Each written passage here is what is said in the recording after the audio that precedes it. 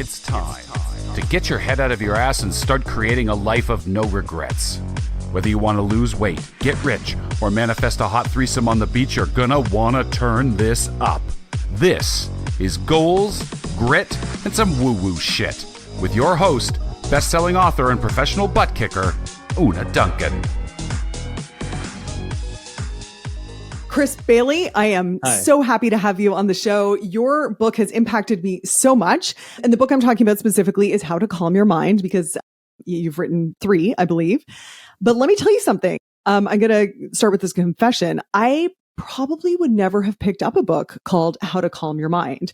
I would much more have picked up a book that's like, how to turn your mind up to 11. Like that's how to 10x your mind. Totally turbocharge everything in your mind. Yeah. That would have been my book, except that a friend of mine who is also very much like a type A achiever, she was like, dude, this book, it's rocking my world. You have to read it. And only because I respect her so much that I was like, okay, I'll read this shit. And right off the bat, I was like, oh my gosh, this is the book I needed. So thank you so much. And also, when I was reading it, the reason I was drawn in immediately is because I understand you kind of come from the same background. Like you probably didn't start out wanting a calmer mind. No, why would you? I love stimulation. Don't we all? You know, and it wasn't really until that mental stimulation boiled over, especially the stress that was causing it. On stage one day, I was, going along just fine in this very, very stimulating world in my stimulating little life until I was on stage one day giving a talk on productivity. And that's when things kind of boiled over. And, I have to admit that calm was not something that I sought. It wasn't something that I sought to obtain more of in my life, unlike things like productivity and like personal development. I didn't really see it as part of that for some reason. Now my thinking has definitely changed and evolved, but I had a panic attack on stage one day and doing something that had become quite routine in my own work, which was giving talks on the subject of productivity. And this led me to think, oh, wait, if I'm experiencing this stuff, writing and speaking about productivity, maybe other people are too. And, the signs were, of course, very obvious in hindsight. I just didn't realize it at the time. I thought, the odd impending feeling of doom was just a normal part of being human. I thought, when I tensed up thinking about work on Sunday evening about the following week, that was just a normal feeling. When I had difficulty concentrating or even nausea and lightheadedness were symptoms of anxiety for me. But it wasn't until it boiled over that I had the chance to connect the dots. But right now, I sit here, grateful that I did because of what that journey led me to. And also, just to give people context, so you are a productivity expert, and you're also not like, you were good at self-care as we understand it. Like you exercise, you did the yoga, you did the meditation, like you were on top of your shit in all the ways that people are expected to be on top of their shit. I was on my shit. Yeah. Yeah. And yet you had a moment, actually, one of the ones that you described that I thought, I could really picture this. You said you got to your hotel, you were prepped for your talk, and you got in the bath, and I think you were listening to a podcast in the bath, which sounds like a lovely, relaxing, like this is what people who are on top of their shit do. They relax, and that's just good self-care. But then you caught a glimpse of yourself in the drain thing, and you said, I look like shit. Is that what happened? Yeah, that that little drain plate thing that's kind of midway between the faucet and the drain, like the overflow plate. I don't know. I don't even know what it's called. I remember doing like a deep dive into researching what the hell is this thing called when I was writing the book. That was like an entire day's worth of work. Welcome to my world and my weird ass job. Productivity. But yeah, I remember catching a glimpse of myself in that, and my face was of course warped by the curvature of the metal, but I looked kind of forlorn and sad and kind of depleted. And, I didn't realize it at the time, but that those feelings would boil over the next day. But like you said, I thought I was good at self-care. I meditated every day. I still do. I'm a big fan of meditation for the productivity reasons alone, setting aside the mental health reasons for that. I ordered copious amounts of butter chicken when I was on the road, trying out the butter chicken in every different city. And I thought I was actually doing a pretty good job of self-care Yeah. at the time, doing all these things. Went to the spa with my wife, which I love. And Yeah. but still, this stress had the space to boil over after metastasizing in my life.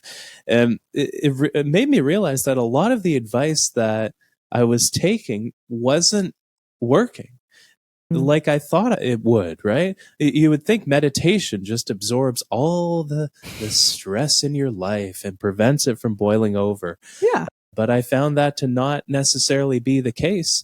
And sometimes self-care strategies can serve as a Band-Aid that I found that kind of mask the situation that we're really in temporarily without fixing some of the underlying issues that continue to come up. And so for you, the underlying issue, you described what happened to you on stage, giving this routine talk about productivity that you've done a million times. So it's not like you had, stage fright or whatever. So you described that as an anxiety attack. Is that the words that you used? Yeah. Definitely going deep into that fight, flight, or freeze mode on stage that day. Yeah. Mm-hmm.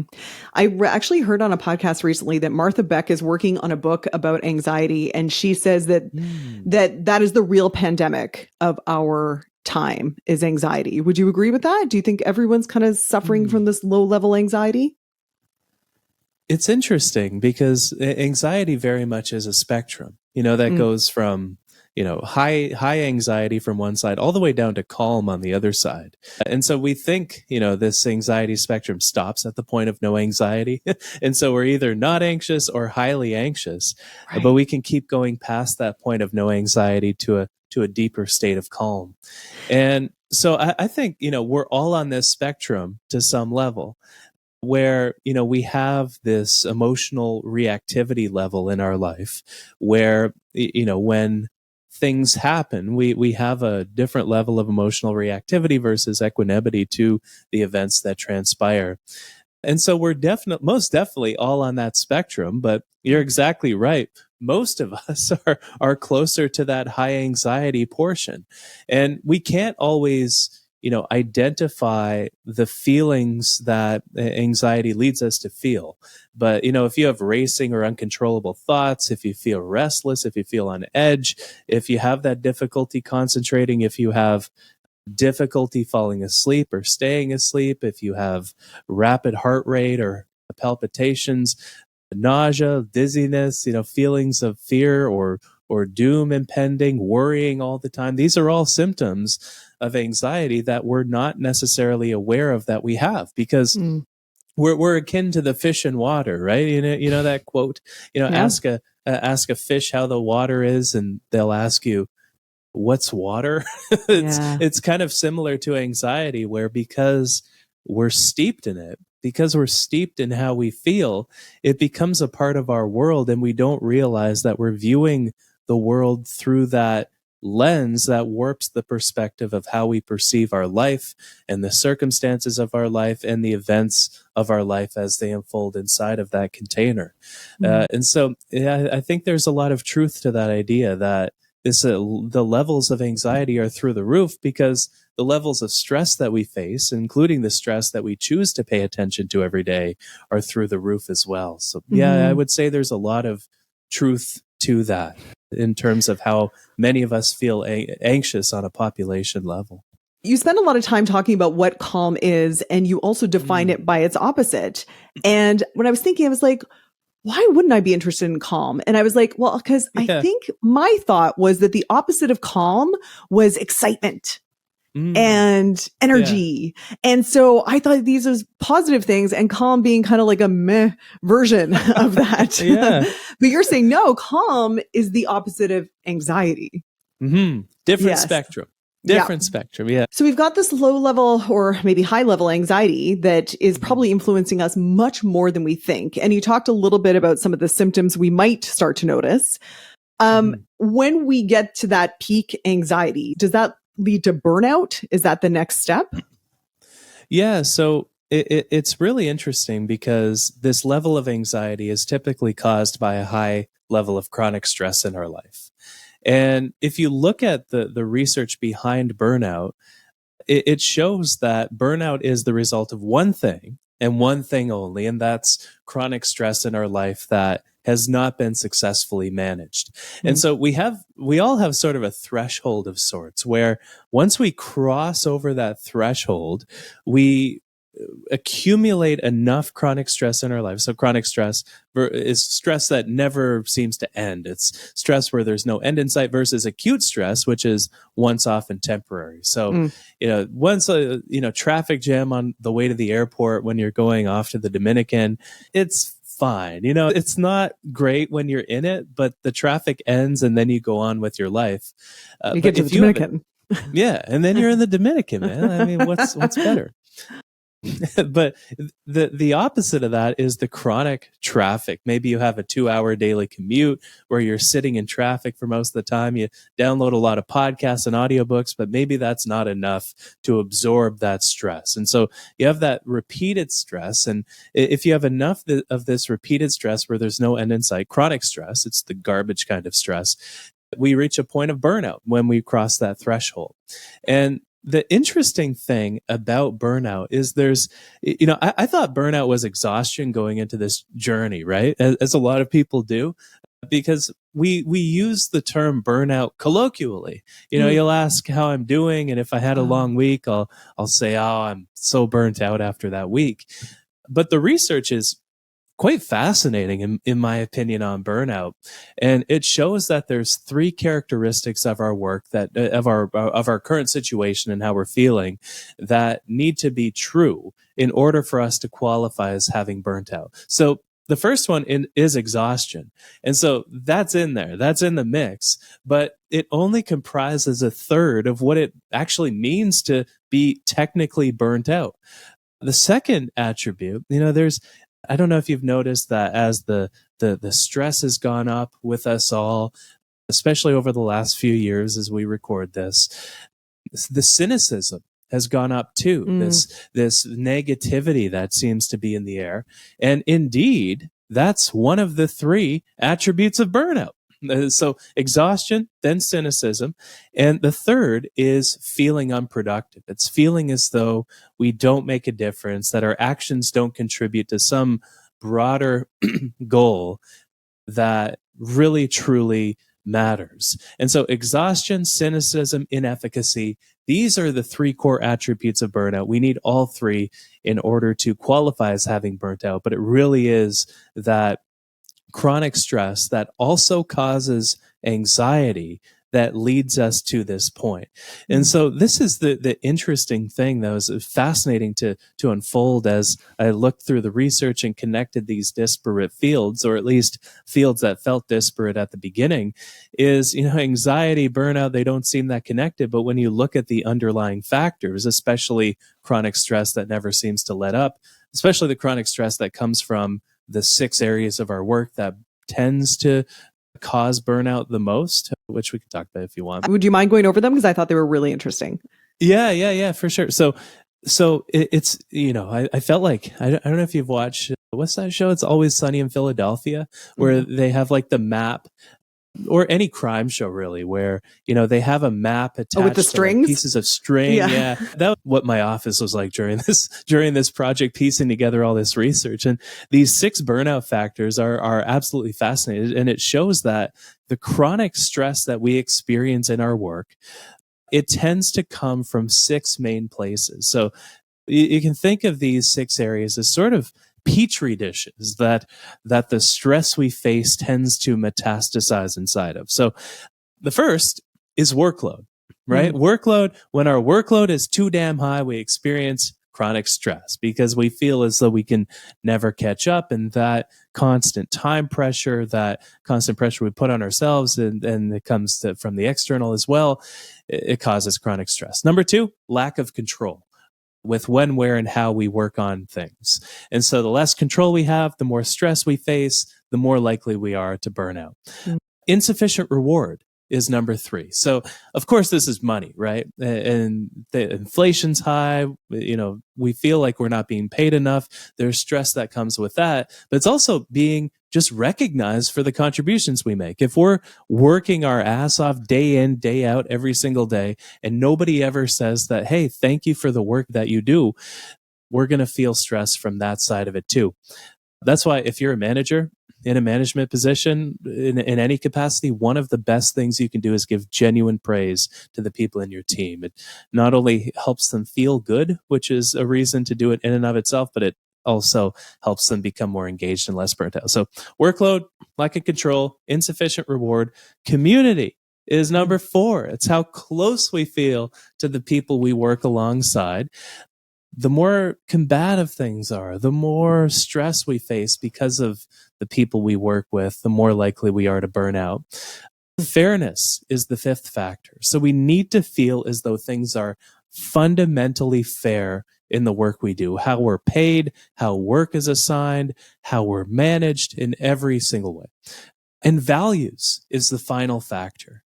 And so values are they seem wishy-washy, but they're the most interesting part of this to me, where when we feel as though we're working in a way that's true to what we value. So if we value cooperation, for an example, and we get to participate in collaborative teamwork with the people that we love, we're going to feel like our work is not only something that we love and a passion, but an extension of who we are.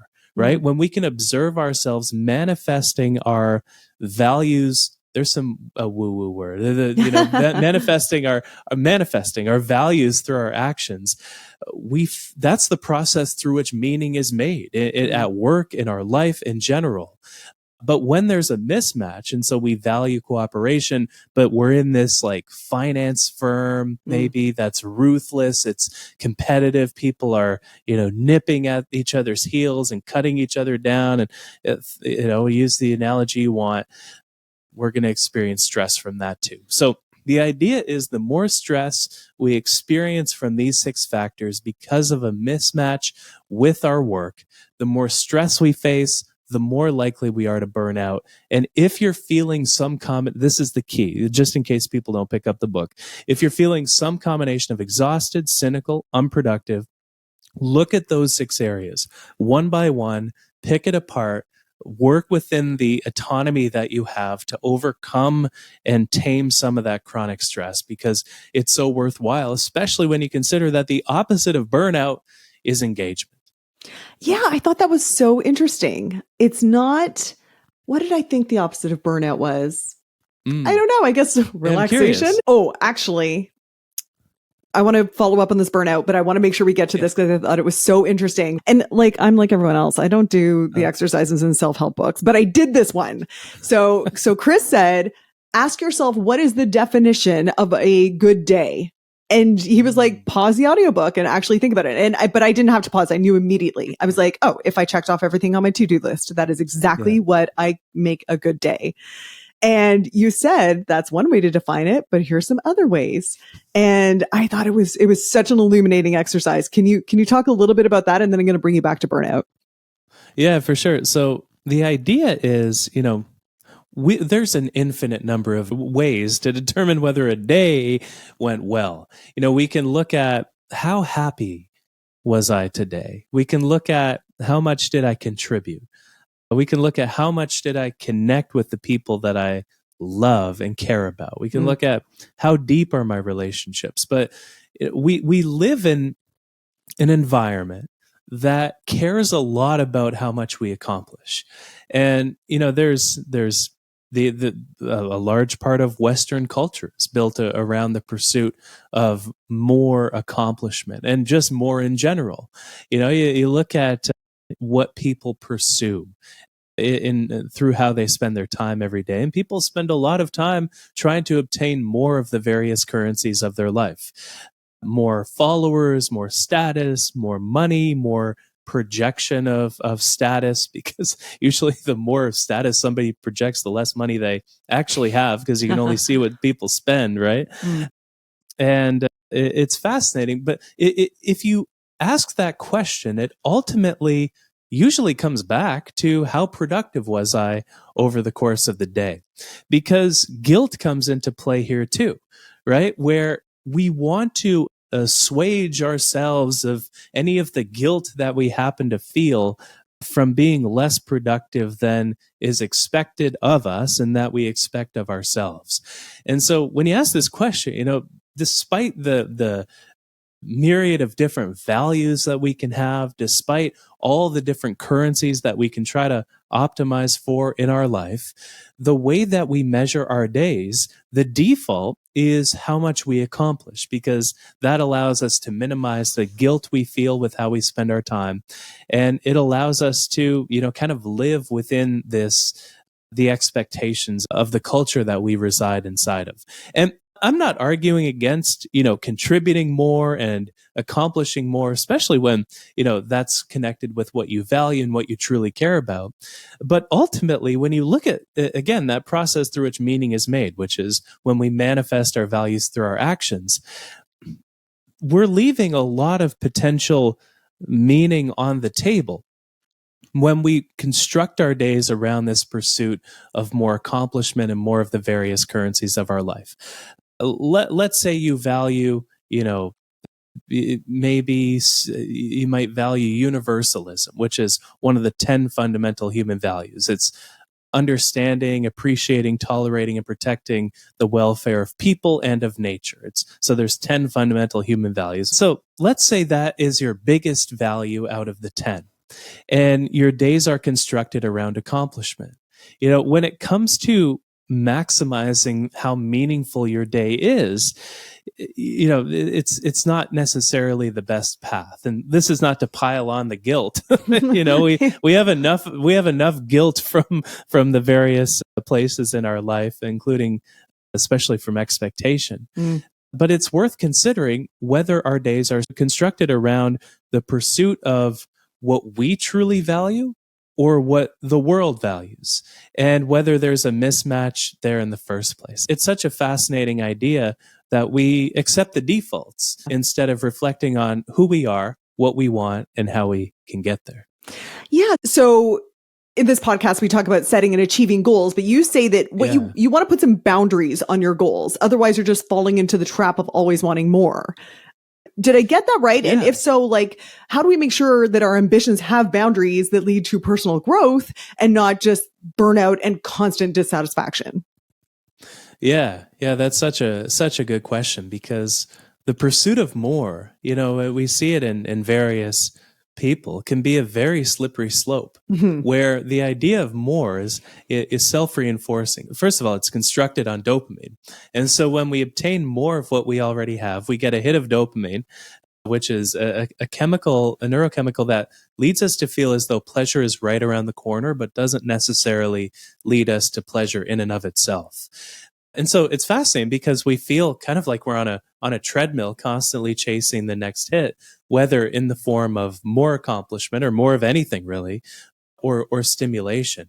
And so this was something that I found early on, is creating boundaries around this pursuit of more is incredibly helpful, not only for productivity, but also for happiness. I just call them my productivity hours. And so at the start of the day, I choose how many productivity hours I'll have and when they'll occur. So mind you, I have a lot of autonomy. So, your hours might be determined by somebody else, like between the hours of 9 to 5, maybe 1 hour afterward for connecting in the evening, for example. And essentially, these are the hours in which you care about accomplishment, where you care about reaching the goals that you set. You care about, just how productive you are in these hours. And you get to also, by the way, compartmentalize the chronic stress that's associated with work when you compartmentalize things into these hours. But essentially, that idea of chronic stress not having an end in sight, it turns that chronic stress of work, when we engage with it repeatedly, into acute stress, because we know there's an end to these productivity hours every day. So we have the deadline effect, we have the end in sight, and we get to balance this striving for more of the various currencies in our life to savoring what we have, to reflecting on our values, to living more in accordance with them. And so it's a simple strategy, but it lets us strike that balance between striving and savoring that I think is so critical. And the way that I like to set goals within these hours, my favorite ritual is the rule of 3. And so, there's a lot of rituals for planning out our day and whatnot. But the one that I've found, and I've been researching productivity for quite some time now, and I've written a few books about the topic as well. So the best one, the stickiest one I found, is the rule of 3. And it goes like this. At the start of the day, you fast forward to the end of the day in your head, and you ask yourself, by the time this day is done, what 3 main things will I want to have accomplished? And that's it.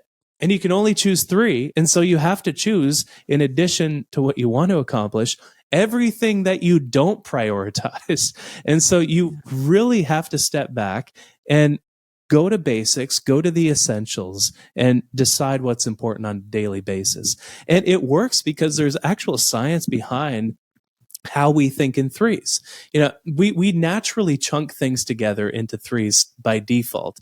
And you can look no further than to the world around us to see that examples of this abound, right? We have sayings like, good things come in 3s, celebrities die in 3s, the third time's the charm. Right. Even a story, a sequence of hundreds of events, the beginning, the middle, and the end. The Olympics, gold, silver, bronze, the 3 little bears, 3 blind mice, the 3 little pigs, the 3 musketeers. I mean, the Holy Trinity. There could be like the Holy Trinity, the 3 wise men. There could be a terrible rap song written about how we, these 3s, kind of like a "we didn't start the fire," maybe. No, there you go. Get on it, Chris. This idea immediately. No, I'm scrapping this idea immediately. It ends here. Yeah, it started here and it ends here. But essentially, the rule fits with how we think, which is the beauty of it. It forces us to prioritize. And we have the deadline with the productivity hours. We can look at how limited time we have every day. We can look at our energy and our attention, and we can there's beauty in this ritual because it makes our day about what we wish to accomplish rather than what we have to.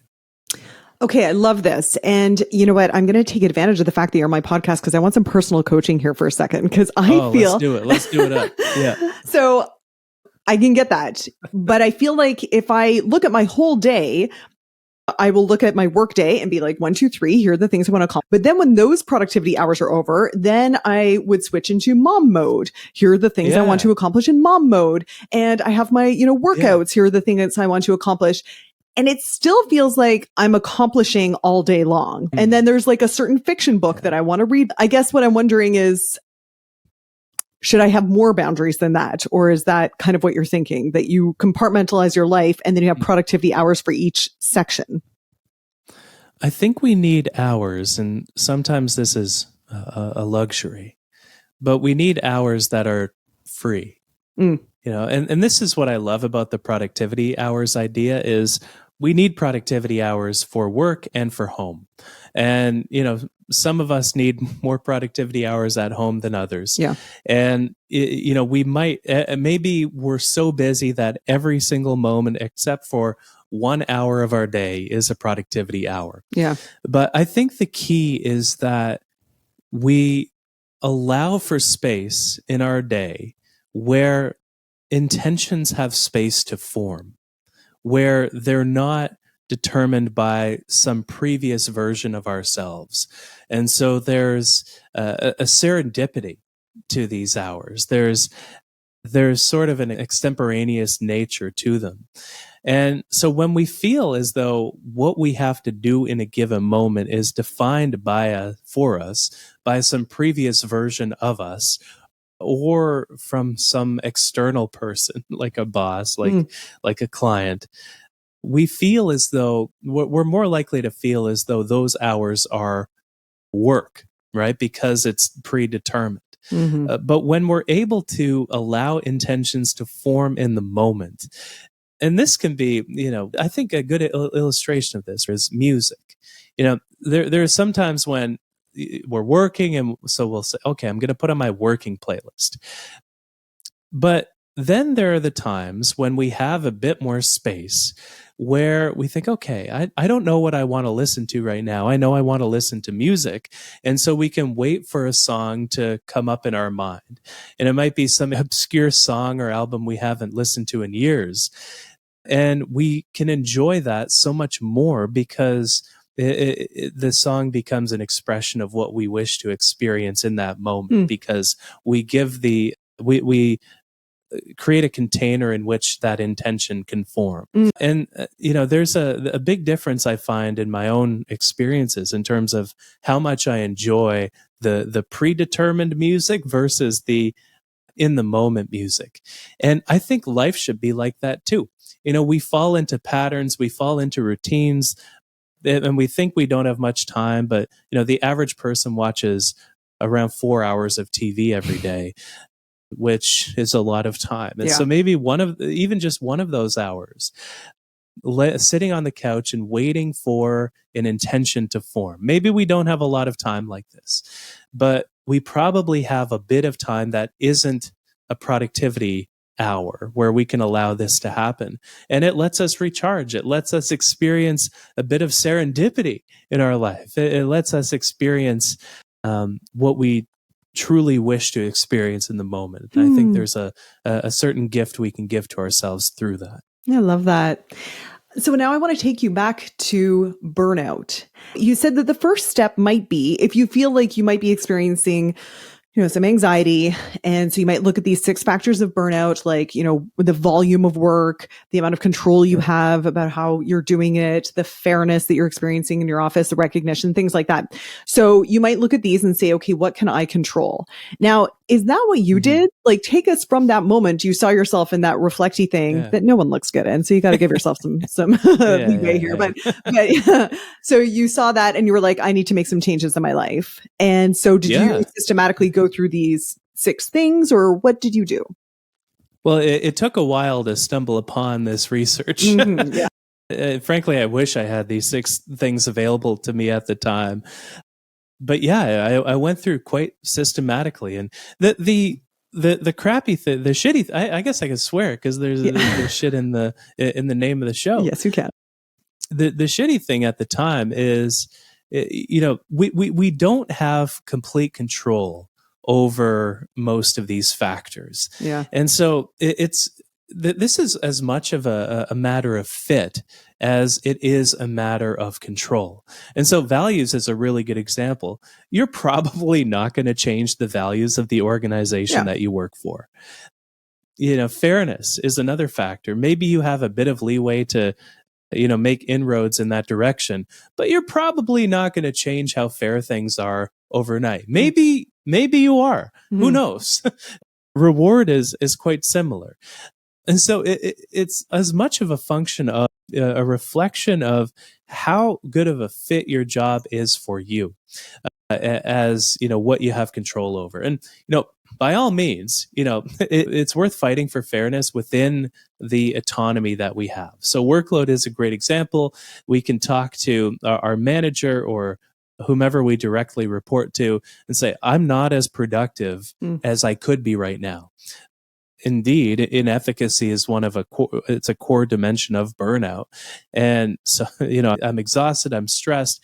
What is most important that's on my plate so that I can eliminate what's not, because I'm experiencing a level of chronic stress that's too high, and it's causing me, anxiety, but it's also affecting my performance. And so I think, making it a question of performance rather than burnout is critical here, because there's a common narrative around burnout, which is wrong, by the way, but there's a common narrative that when we're burnt out, we should just suck it up because, just tough it out. Or go on a vacation for a week, go to the Dominican for a week, come back refreshed, and then figure it out. Yeah, exactly. Even though, the same problems will be waiting for you when you return. It's just, it's a function of these 6 factors, what it comes down to. Yeah. Sorry, you asked about me. So I went through very quickly. I went through the 6 factors. No, I love that. You have such an impulse to give. It's great. But I do want to hear about you, because I know that you didn't just tackle those. You also tackled I think you call it a dopaminergic tendency. Can you tell us about dopamine and your stimulation fast? Yes. So one of the most powerful ways that I found in terms of lowering that dopamine level of my mind was indeed that stimulation fast. So, dopaminergic distraction can be quite stimulating. And because, it's so stimulating, we want to crave more distraction as a result. But one of the best ways that I've found for finding calm, for finding deliberateness, for moving to that calm side of the anxiety spectrum really is that stimulation fast. And so, the term used for this is a dopamine fast often, but it's a bit of a misnomer because we can't really fast from dopamine any more than we can fast from like carbohydrates. Right. We need dopamine. Our body relies on dopamine for its basic bodily functions. But what we can fast from are the empty sources of dopamine that we engage with because something provides us with a dopamine hit. And so the more novel something is, the more dopamine that it's likely to provide us with. So novelty, salience, so how much something directly affects our life, and genetics are the three factors that determine the size of a hit we get from something. But because novelty matters so much, we can kind of determine the height of stimulation that something brings us to when we engage with it by ranking the different things that we engage with by how novel they are.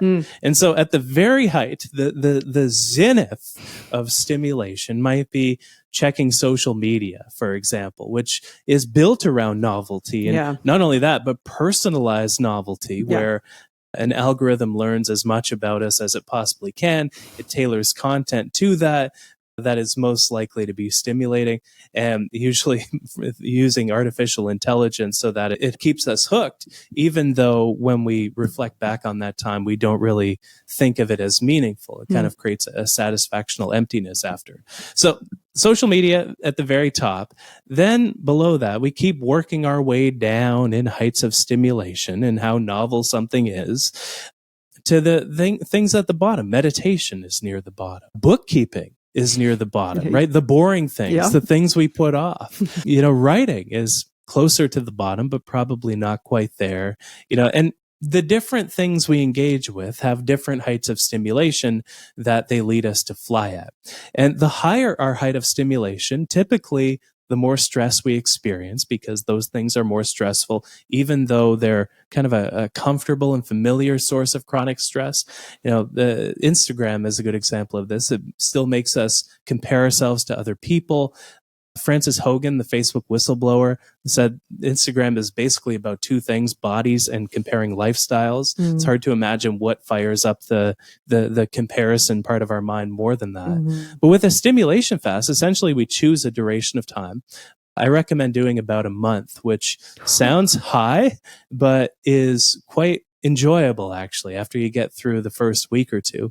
And so what you do is you look at the activities that are at the upper band of this stimulation heights chart, the social media, the processed takeout food, anything that is essentially highly processed and manufactured in your life is likely to be more novel and dopaminergic, whether it's analog or digital. And by eliminating that upper band of activities over the course of the month, so deleting social media off your phone, deleting email off your phone so you can actually focus on it on a desktop computer, things like that, you lower your average height of stimulation. And so it becomes infinitely easier to focus on the things that are at the bottom of that chart. Bookkeeping becomes easy. Even meditation becomes easy. Writing becomes more natural. And you'll probably find that the things that you used to have no time for, like reading books and and meditation, for example, were really things that you didn't have the attention for because of that height of stimulation. Right. And it's wonderful. And identify hobbies you want to pick up during it. I learned to play the piano during my stimulation fasts. And I'm still pretty bad at it, but I'm making constant progress, and I don't really care because I enjoy it. And it's that it's that mindset of lowering our average stimulation height that really gets us to a place where we can focus and become engaged with what we're doing. And ultimately, the end goal, savor our lives, actually enjoy our experiences more. One thing I thought was so interesting in the book is that you said the more that we are consuming highly stimulating things in the digital world, the more we start to crave them in the analog world. So if you are living in a really lots of social media, lots of fast YouTube, you're probably also going to want to have more booze, more highly processed food. Yeah. I thought that was so interesting. And, it's funny, I'm hearing you describe that and you were like, you just lower your base of stimulation. And I was like, do I want that? I want you to sell me on it more. Tell me more about why that makes us happier when we have a lower threshold for stimulation or maybe a greater tolerance for lack of stimulation.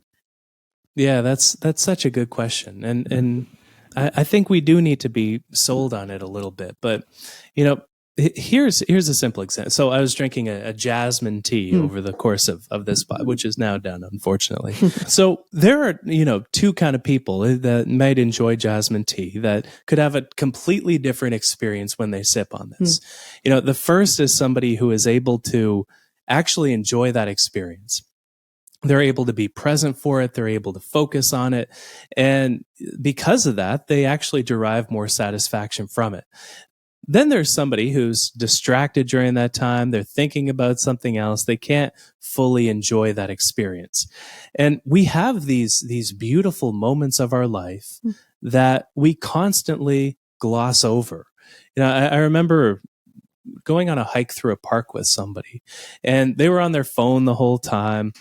They weren't really present. They were worried about work, and they weren't really there in the park with me. Whereas I remember, going through this park a bit mindfully, actually, though the book is not about mindfulness, going through the park and soaking in everything, feeling like I could breathe through nature itself, as corny as that sounds. And I remember the delight that I had after. I don't know if you're into camping or hiking and you just feel like you're a part of nature. It's that universalism value that, we often don't find expressed in our life, but we always feel great when we're by the ocean or looking up at the stars and with nature itself. That's the difference that calm can make. We so often, let's say this is the most delicious cup of jasmine tea in the world. It doesn't matter how delicious it is if we experience it and don't derive any satisfaction from it.